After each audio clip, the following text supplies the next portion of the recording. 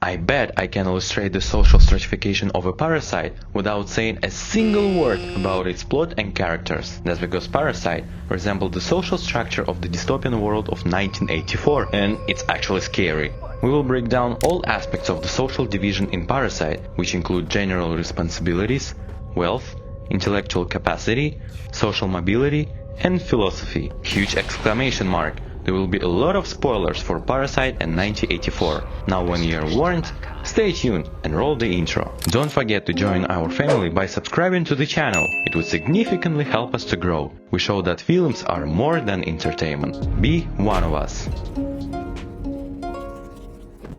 1984 is the science fiction novel written by George Orwell.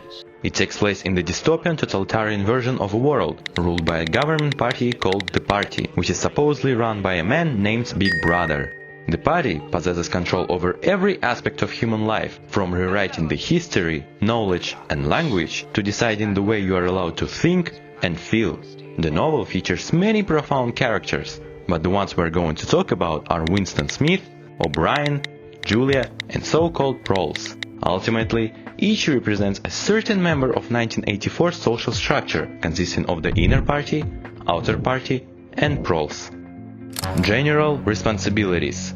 While the main protagonists Winston and Julia belong to the middle-class outer party, O'Brien is a member of the highest social caste, so-called the inner party. Unsurprisingly, just 2% of the entire population were its members, but all the ruling power is exclusively in their hands. The outer party is the administrative middle class, essentially doing all the dirty jobs for the inner party. Below the inner party comes the outer party, which, if the inner party is described as the brain of the state, may be just likely to the hands. However, they have no right to say no, even if they are totally unsatisfied with the direct order from the inner party, and there is definitely nothing good awaiting them for disobedience. Proles, abbreviated from proletarians, are the lower class of workers that perform the majority of menial tasks and labors, so menial that they are left unnoticed by everyone else. In reality, very little was known about the proles. It was not necessary to know much.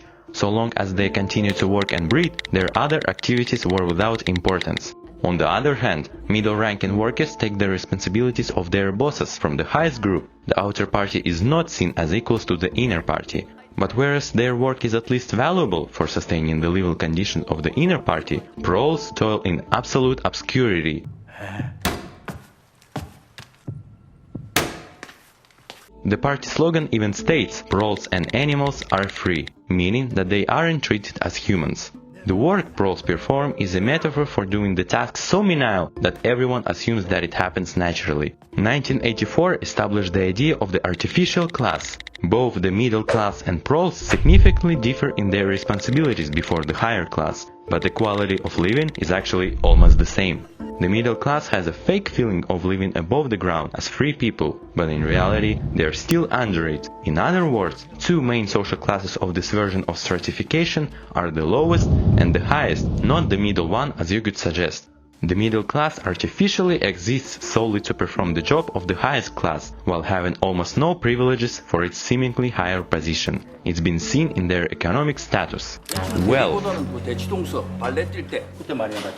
Only the inner party could legally enjoy the pleasures and privileges of a rich life, to the extent that even the middle-class ranking members Winston and Julia were excited to get hold of a luxury for them, but normal for the inner party food. And I got a loaf of bread, proper white bread, and jam. A real tin of milk. Coffee. Real coffee. In a party, half a kilo. Members of the outer party do not suffer from hunger, since they still have food to eat, but its quality is just miserable compared to the cuisine of higher class. Not only that, it appears the huge problem is the lack of variance among the food and other things. When Winston enters his building where he works, the hallway smelled of boiled cabbage and old rag mats. In any time that he could accurately remember, there hadn't been quite enough to eat. Bread dark-colored, tea a rarity, coffee filthily tasting, cigarettes insufficient, nothing cheap and plentiful except synthetic gin. Even the usual white bread is a privilege of the rich people for them, which they could obtain only through illegal tricks. Pretty amazing and impressive tricks, I would say. Proles, on the other hand, which stand for the lowest class, might have even less food, just about to let them survive, but not enough to be called a sustainable lifestyle. But what they have superior to the middle class is, as they freely explain to Winston, to get hold of a little black market butter. In basic terms, the outer party earns the food in a hard way, working for a whole day to get to the pleasures of a normal life. Meanwhile, proles obtain everything illegally on the black market by stealing or any other means necessary. Well-appointed lad, the better texture of his clothes, the better quality of his food and drink and tobacco, his 2 or 3 servants, his private motor car or helicopter, set him in a different world from a member of the outer party. Intellectual power. I'll keep it simple. Members of the inner party are not any way smarter than those of the outer party. Winston describes O'Brien as how intelligent he thought. How intelligent! But intelligence didn't play a role in their society, because even if someone from an outer party is smarter than the inner, it made no difference for their status. Inner party would still be on top, leaving the outer in the bottom. Some members of the outer party were considered dangerous. Their intellectual ability with limited power means that they are likely to start a revolution against the upper classes. Winston was one of them, since he was dreaming to change the current situation globally. Others, though, were simply accepting their position, such as Julia. She only questions the teachings of the party when they in some way touch upon her own life. Often, she was ready to accept the official mythology simply because the difference between truth and falsehood didn't seem important to her. Outer party members like her simply enjoy the pleasures they have at the moment without willing to change the structure itself. She just hates the party and likes outwitting it, committing small acts of rebellion without getting caught. Julia, who believes only in private rebellion rather than organized revolt against the party, tells him to stop talking about Zion and begins planning their next meeting. Proles are kept uneducated and are considered unable to gain any sophisticated views of their lives or the society they live in. They are entertained with prolifit, i.e. pornography, and viewed as a nameless, mindless mass.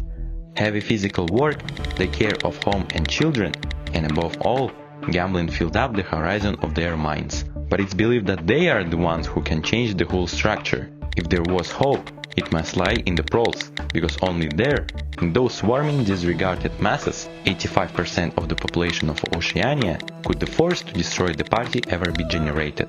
The problem is, though, that it probably will never happen. As Winston explains to us, they don't even realize they are being oppressed by the conglomerated, power-hungry government in the first place. In fact, they are even grateful to the inner party for the goods they've done and an opportunity to be happy.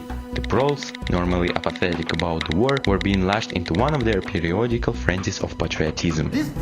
So there is not much hope for any sort of organized uprising from the proles. Until they become conscious, they will never rebel, and until after they have rebelled, they cannot become conscious. It leads us to the next criteria, which is social mobility. Social mobility, more precisely social immobility, another important theme of 1984. Despite all the efforts done to change the currently developed social structure, there is no way for anyone to shift from one group to another. It was like swimming against a current that swept you backwards however hard you struggled, and then suddenly deciding to turn around and go with the current instead of opposing it. So, the outer party can never live as an inner party, and proles can never live as the outer party. Proletarians, in practice, are not allowed to graduate into the party. And if someone from an outer party would ever try to cross the line, they will either be killed for the trial, or become crazy. But most importantly, before dying, every one of them will be brainwashed to the level of proles, nurturing the respect and gratitude for the big brother. There was nothing left in them except sorrow for what they have done, and love of Big Brother. It was touching to see how they loved him. But even if someone rises against Big Brother and the system, in the end it will mean nothing, because the three-class hierarchy doesn't depend on certain individuals. New people will always come to replace the places of dead members. As O'Brien said to Winston, But the individual is only a cell, Winston, and the awareness of the cell is the vigor of the organism. Philosophy. The main concern of the highest social caste is to keep social immobility. The inner party understands the importance outer party and proles play for the stability, so they don't hate or despise the lower classes. The inner party just doesn't care about them and their pleadings, so it would be easy for them to get rid of anyone close to them if they found something inadequate in their behavior. Proles could be easily called the followers of an Epicureanism. Epicureanism believed that pleasure is the greatest good, but the way to attain pleasure was to live simply, withdraw from public life, be free from anxiety and have good friends. Compared to the followers of another philosophical movement, Stoicism, Epicureanism had no interest in leaving a trail on society and history. Most of us can find this reasoning to be false, but it's actually what made proles happier than the outer party, because the outer party was aware of the severe social difference between them and the inner party, so they weren't able to live happily with that in mind. But since proles were apart from the conflict, they are the only ones who were called free. Perhaps 1984 harshly demonstrated that in times of total social immobility, the only way to live your life freely is to accept what happens in life and be happy whatever the obstacles. For the first time in his life, he didn't despise the proles or think of them merely as an inert force which could one day spring to life and regenerate the world. The proles had stayed human.